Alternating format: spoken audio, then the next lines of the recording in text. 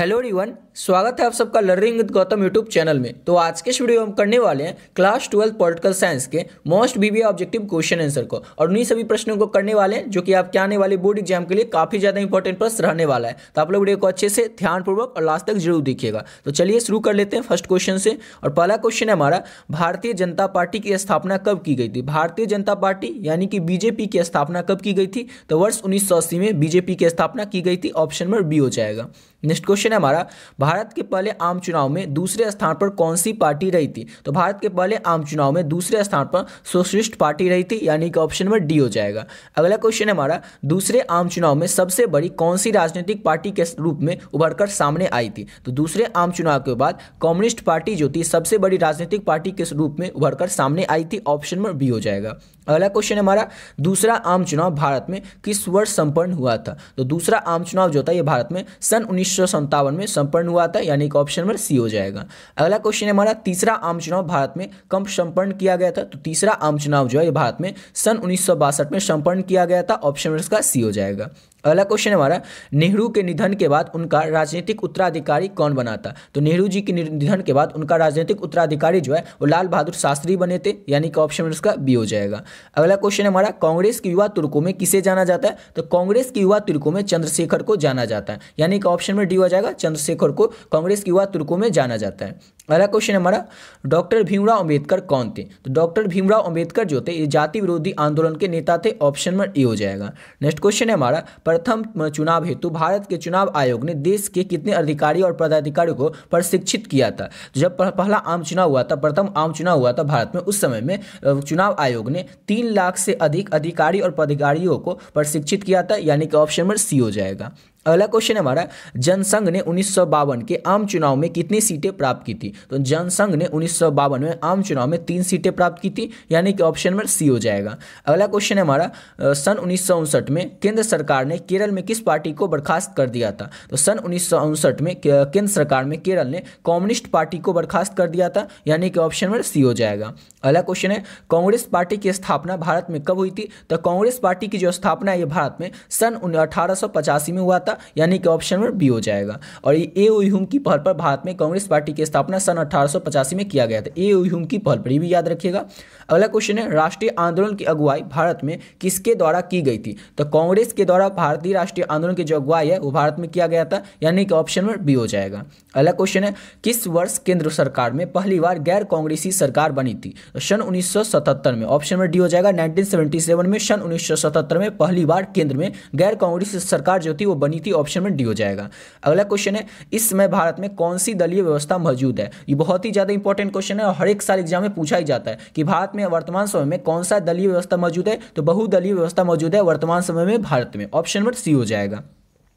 अगला क्वेश्चन है, संपूर्ण क्रांति का नारा किस नेता ने दिया था? तो संपूर्ण क्रांति का जो नारा है वो दिया था जयप्रकाश नारायण ने, जिन्हें कि लोक नायक के नाम से भी जाना जाता था। ऑप्शन नंबर ए हो जाएगा। नेक्स्ट क्वेश्चन है हमारा, अमूल सहकारी आंदोलन को क्या कहा गया था? तो अमूल सहकारी आंदोलन को श्वेत क्रांति कहा गया था, यानी कि ऑप्शन नंबर इसका बी हो जाएगा। नेक्स्ट क्वेश्चन करते हैं। अगला क्वेश्चन है हमारा, हरित क्रांति में किस श्रेणियों के किसान के उत्थान का उभार आया था? तो हरित क्रांति में मध्यम श्रेणी के किसानों के उत्थान का उभार सामने आया था, यानी कि ऑप्शन नंबर सी हो जाएगा, मध्यम श्रेणी के किसानों को। अगला क्वेश्चन है हमारा, खाद्यान्न संकट के समय भारत को विदेशी खाद्यान्न सहायता के लिए किस पर आश्रित होना पड़ा था? तो अमेरिका पर होना पड़ा था। ऑप्शन नंबर सी हो जाएगा। जिस समय में हमारे देश में खाद्यान्न संकट था, यानी कि भोजन का संकट था, उस समय में भारत को अमेरिका का से सहायता लेना पड़ा था खाद्यान्न संकट में। ऑप्शन नंबर सी हो जाएगा। अगला क्वेश्चन है हमारा, भारत में सहकारी दूध उत्पादन का आंदोलन कहाँ शुरू हुआ था? तो भारत में जो सहकारी दूध उत्पादन का आंदोलन था वो गुजरात में शुरू किया गया था, यानी कि ऑप्शन नंबर इसका ए हो जाएगा। नेक्स्ट क्वेश्चन है हमारा, भारतीय अर्थव्यवस्था को हम क्या कहेंगे? तो भारतीय अर्थव्यवस्था को हम लोग मिश्रित अर्थव्यवस्था कहेंगे। ऑप्शन नंबर सी हो जाएगा। ये इकोनॉमिक्स में भी क्वेश्चन आ सकता है और आपके पॉलिटिकल साइंस में भी क्वेश्चन आ सकता है। इंपॉर्टेंट क्वेश्चन है, तो याद रखिएगा। अगला क्वेश्चन हमारा, तृतीय पंचवर्षीय योजना की अवधि क्या थी? तो तृतीय पंचवर्षीय योजना की जो अवधि थी वो थी वर्ष 1961 से लेकर के 1966 तक, यानी कि ऑप्शन नंबर डी हो जाएगा। अगला क्वेश्चन है हमारा, किस दशक में इंदिरा गांधी जन नेता के रूप में उभरकर सामने आई थी? तो सन 1970 के दशक में, सन 1970 के प्रथम दशक में इंदिरा गांधी जो थी ये जन नेता के रूप में उभरकर सामने आई थी। ऑप्शन नंबर ए हो जाएगा। अगला क्वेश्चन है, सन 1950 से सन 1960 के बीच भारत की अर्थव्यवस्था में वृद्धि दर जो था वो कितना था? तो 3 से 35% का था। सन 1950 से लेकर के सन 1960 के बीच में भारत की जो अर्थव्यवस्था में वृद्धि दर था वो 3 से 35% का था। अगला क्वेश्चन है, पूंजीवादी मॉडल में विकास का काम किसके माध्यम से होता है? तो पूंजीवादी मॉडल में विकास का जो काम है वो होता है निजी क्षेत्रों के द्वारा, यानी कि ऑप्शन इसका बी हो जाएगा। अगला क्वेश्चन है हमारा, सन 1960 के दशक में भारत के किस राज्य में सर्वाधिक खाद्यान्न संकट उत्पन्न हुआ था? तो सन 1960 के दशक में भारत के किस राज्य में खाद्यान्न संकट सबसे ज़्यादा हो गया था? तो बिहार राज्य में, याद रखिएगा। ऑप्शन में इसका डी हो जाएगा। और अगला क्वेश्चन करते हैं। और नेक्स्ट देखिए, अभी तक आप लोग इस पीडीएफ को नहीं लिए तो आप लोग इस पीडीएफ को ले सकते हैं। ऑलरेडी बहुत सारे बच्चे ने इस पीडीएफ को ले लिया और अपने एग्जाम की तैयारी बहुत ही बढ़िया तरीके से कर रहे हैं, तो आप लोग भी ले सकते हैं। अगर आपका आर्ट्स सब्जेक्ट है और आर्ट्स में आपका जो भी 5 सब्जेक्ट होगा उस 5 सब्जेक्ट का पीडीएफ आप लोगों को मिल जाएगा। ये नहीं कि 1 सब्जेक्ट का पीडीएफ मिलेगा, 5 सब्जेक्ट में आपका कुछ भी हो सकता है, चाहे Hindi, history, political science, English, geography, music, home science, psychology, sociology, economics, इसी 10 में से आपका कोई 5 सेट होगा। तो इस 5 सेट का पीडीएफ आप लोग ले लीजिएगा। ऑब्जेक्टिव और सब्जेक्टिव आपको दोनों इसमें मिलेगा। ऑब्जेक्टिव आपको जैसे पॉलिटिकल साइंस की बात करें तो इसमें आपको 500 ऑब्जेक्टिव क्वेश्चन मिलेगा। और ये रहेगा किस तरह से? तो देखिए, चैप्टर कितने आपके पॉलिटिकल साइंस में? तो टोटल 18 चैप्टर है। 18 चैप्टर के जो भी इंपॉर्टेंट ऑब्जेक्टिव क्वेश्चन है चैप्टर वाइज और सब्जेक्टिव क्वेश्चन है, सब्जेक्टिव क्वेश्चन में भी लघुत्तरीय और दीर्घोत्तरीय प्रश्न है जो भी चैप्टर वाइज, वो सब इस पीडीएफ में ऐड कर दिए। अब सोच रहे होंगे आप लोग इस पीडीएफ को लेकर हम क्या कर लेंगे, क्योंकि टाइम तो बहुत कम बचा है, 2-4 दिन का टाइम बचा है। इस 2-4 दिन में हम क्या कर लेंगे? तो आपको बताते हैं। इस पीडीएफ को लेकर के आप लोग एक दिन में एक सब्जेक्ट को कंप्लीट कर सकते हो। वो एक दिन में आपको ज्यादा बोल रहे हैं, आधा दिन में आप लोग कंप्लीट कर सकते हैं। किस तरह से? तो वो बताते देखिए। चैप्टर पॉलिटिकल साइंस में कितने? 18 चैप्टर, ठीक है। अब इसको कंप्लीट आपके पास मान के चलते एक दिन का टाइम बचा होता है, एक दिन में कैसे कंप्लीट कीजिएगा? तो 18 चैप्टर से हर एक चैप्टर में इंपॉर्टेंट ऑब्जेक्टिव क्वेश्चन जो रहता है वो 15, 20, 25 ही रहता है। और इस पीडीएफ में भी उतना ही ऐड किए, 15, 20, 25 जो भी इंपॉर्टेंट है उतना ही ऐड किए। तो अगर आप लोग एक चैप्टर को 15 मिनट, 20 मिनट में ऑब्जेक्टिव को कंप्लीट कर देते हैं तो आप लोग सोचिए कितना देर में आप लोग कंप्लीट कीजिएगा। देखिए, आप सोचिएगा 15 से 20 मिनट में कैसे कंप्लीट कर सकते हैं? देखिए, 15 से 20 मिनट में इस तरह से कंप्लीट किया जा सकता है कि एक चैप्टर में 15 से 20 ऑब्जेक्टिव है, तो 15 से 20 मिनट में एक चैप्टर को कंप्लीट कर दीजिएगा, तो ज़्यादा आप लोग 5 से 6 घंटे में पॉलिटिकल साइंस को कंप्लीट कर सकते हैं, ऑब्जेक्टिव क्वेश्चन को। और सेम इसी तरह से 2 से 3 घंटे में इसके सब्जेक्टिव क्वेश्चन को कंप्लीट कर सकते हैं, क्योंकि सब्जेक्टिव क्वेश्चन जो है बहुत ज़्यादा नहीं रहता है, हर एक चैप्टर से 1 या 2 इसी तरह से रहता है। तो आप लोग इसको भी कर सकते हैं 2 से 3 घंटे में, और 5 से 6 घंटे में इसको भी, यानी कि 7 से 8, 9, 10 घंटे में आप लोग पूरे पॉलिटिकल साइंस को खत्म कर सकते हैं और बहुत ही बढ़िया नंबर आपके ला सकते हैं। आपके आने वाले बोर्ड एग्जाम में जो भी क्वेश्चन आएगा उसका 99% क्वेश्चन जो होगा इसी पीडीएफ से आपको देखने को मिल जाएगा, क्योंकि इसमें हर एक चैप्टर के जो भी इंपॉर्टेंट ऑब्जेक्टिव क्वेश्चन हो या इंपॉर्टेंट सब्जेक्टिव क्वेश्चन है सभी इसमें ऐड कर दिए। और सभी सब्जेक्ट का आपका पीडीएफ मिलेगा, जो भी आपका 5 सब्जेक्ट होगा। और पीडीएफ का जो प्राइस है वो ओनली 25 रुपीज़ है, यानी कि 25 रुपये आप लोग 500 सब्जेक्ट का पीडीएफ ले सकते हैं। लेना किस तरह से? तो देख सकते हैं, नंबर है 7903820891। इस नंबर को जैसे आप लोग फोन पे, गूगल पे या पेटीएम में डालेगा तो नाम आ जाएगा गौतम कुमार, उसको आपको 25 रुपये डाल देना, उसका स्क्रीनशॉट ले करके आप लोग को इसी नंबर के व्हाट्सएप पे भेज देना। और आपका जो भी 5 सब्जेक्ट होगा 500 सब्जेक्ट बता दीजिएगा, 500 सब्जेक्ट का जो पीडीएफ होगा वो आप लोग को मिल जाएगा। इस पीडीएफ को लेकर के आप लोग बहुत ही कम समय में और बहुत ही बढ़िया तरीके से एग्जाम के प्रिपरेशन को कर सकते हैं। बढ़ते हैं अपने अगले क्वेश्चन की ओर।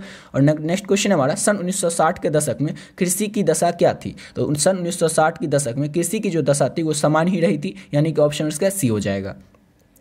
अगला क्वेश्चन है, हरित क्रांति का लाभ किन्हें प्राप्त हुआ था? तो हरित क्रांति का जो लाभ है वो छोटे भूस्वामियों को प्राप्त हुआ था, यानी कि ऑप्शन छोटे नहीं, धनी किसानियों को प्राप्त हुआ ना, हरित क्रांति ना। तो हरित क्रांति का जो लाभ था ये सिर्फ धनी किसानों को ही प्राप्त हुआ था, यानी कि ऑप्शन इसका ए हो जाएगा।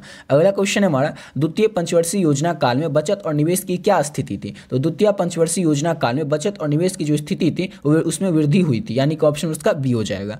अगला क्वेश्चन है हमारा, भारतीय अर्थव्यवस्था को क्या कहा जाता है? तो भारतीय अर्थव्यवस्था को ऊपर ही देखे थे क्वेश्चन में कि मिश्रित अर्थव्यवस्था भी कहा जाता है, ऑप्शन नंबर ए हो जाएगा। नेक्स्ट क्वेश्चन है हमारा, आजाद भारत की तीसरी चुनौती क्या थी? आजाद भारत की तीसरी चुनौती क्या थी? तो आजाद भारत की तीसरी चुनौती जो थी बहुत ही ज्यादा कठिन साबित हुई थी, ऑप्शन नंबर सी हो जाएगा। अगला क्वेश्चन है हमारा, भारत ने किस मॉडल की अर्थव्यवस्था को अपनाया था? भारत ने ना मिश्रित अर्थव्यवस्था के मॉडल को अपनाया था, ऑप्शन नंबर सी हो जाएगा। अगला क्वेश्चन हमारा, किस पंचवर्षीय योजना में गरीबी हटाओ कार्यक्रम को विशेष स्थान दिया गया था? किस पंचवर्षीय योजना में? तो पांचवी पंचवर्षीय योजना में जो कि चला था 1959 से 1974 तक, इसमें गरीबी हटाओ कार्यक्रम का जो स्थान था उसको विशेष दिया गया था, ऑप्शन में सी हो जाएगा।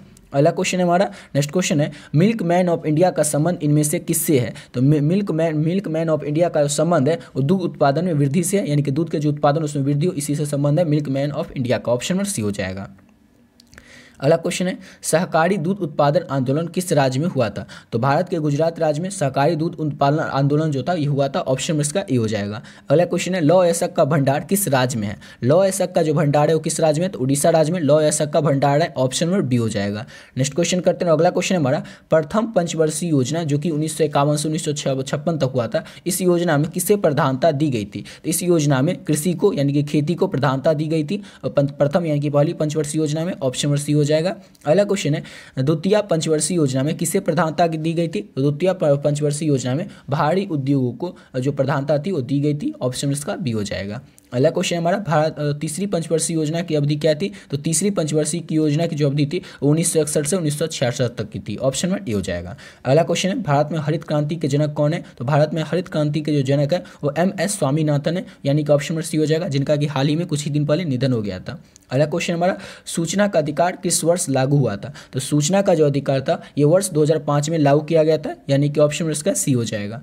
अगला क्वेश्चन हमारा मंडल कमीशन रिपोर्ट की सिफारिश को किस प्रधानमंत्री ने लागू किया था? तो वीपी सिंह ने। किसने? तो वीपी सिंह ने मंडल कमीशन रिपोर्ट की सिफारिशों को लागू किया था, यानी कि ऑप्शन में इसका डी हो जाएगा। नेक्स्ट क्वेश्चन कर लेते हैं और अगला क्वेश्चन है हमारा खाद्य संकट से सबसे अधिक प्रभावित राज्य कौन सा था? तो खाद्यान्न संकट से सबसे अधिक प्रभावी राज्य जो था वो बिहार राज्य था, यानी कि ऑप्शन में सी हो जाएगा। अगला क्वेश्चन है हमारा नेक्स्ट क्वेश्चन गुटनिरपेक्ष आंदोलन की प्रथम बैठक कहाँ पे हुई थी? तो बेलग्रेड में हुई थी। और कब हुई थी? तो 1962 सितंबर में गुटनिरपेक्ष आंदोलन की प्रथम बैठक जो है हुई थी। ऑप्शन में बी हो जाएगा। अगला क्वेश्चन है हमारा वारसा पैक्ट नामक संगठन निम्नलिखित में से किसके द्वारा बनाया गया था? तो वारसा पैक्ट नामक संगठन जो था ये सोवियत संघ के द्वारा बनाया गया था। ऑप्शन में इसका बी हो जाएगा। अगला क्वेश्चन करते हैं। नेक्स्ट क्वेश्चन है भारत ने किस नीति को आदर्श को माना था? तो भारत ने गुट निरपेक्षता को माना था, यानी कि ऑप्शन में डी हो जाएगा। और गुट निरपेक्षता क्या है ये सब्जेक्टिव क्वेश्चन में पूछा जा सकता है, और ये सब आप लोग को ऑलरेडी पिछले वीडियो में सब्जेक्टिव क्वेश्चन आंसर में करवा चुके हैं। तो अभी तक आप लोग सब्जेक्टिव क्वेश्चन आंसर वाला वीडियो को नहीं देखें, या फिर 5 नंबर वाला क्वेश्चन जो होता है दीर्घ उत्तरीय प्रश्न वो वाला वीडियो अभी तक नहीं देखें, आप लोग को लिंक डिस्क्रिप्शन बॉक्स में मिल जाएगा, या फिर आप लोग चाहें तो चैनल के प्लेलिस्ट सेक्शन में भी जाकर देख सकते हैं। ठीक है, बढ़ते अपने अगले क्वेश्चन की ओर। अगला क्वेश्चन हमारा सन 1955 में एफ्रो एशियाई सम्मेलन कहाँ पे संपन्न हुआ था? तो सन 1955 में एफ्रो एशियाई सम्मेलन जो था इंडोनेशिया में संपन्न हुआ था। ऑप्शन में सी हो जाएगा। अगला क्वेश्चन है शांतिपूर्ण सह अस्तित्व में 5 सिद्धांतों यानी अर्थात पंचशील की जो घोषणा है भारत में किस नेता के द्वारा की गई थी? तो जवाहरलाल नेहरू के द्वारा पंचशील की घोषणा भारत में किया गया था। ऑप्शन में सी हो जाएगा। अगला क्वेश्चन है चीन ने तिब्बत पर कब्जा कब किया था? तो चीन ने तिब्बत पर जो कब्जा है वो सन 1951 में कर लिया था, यानी कि ऑप्शन में सी हो जाएगा।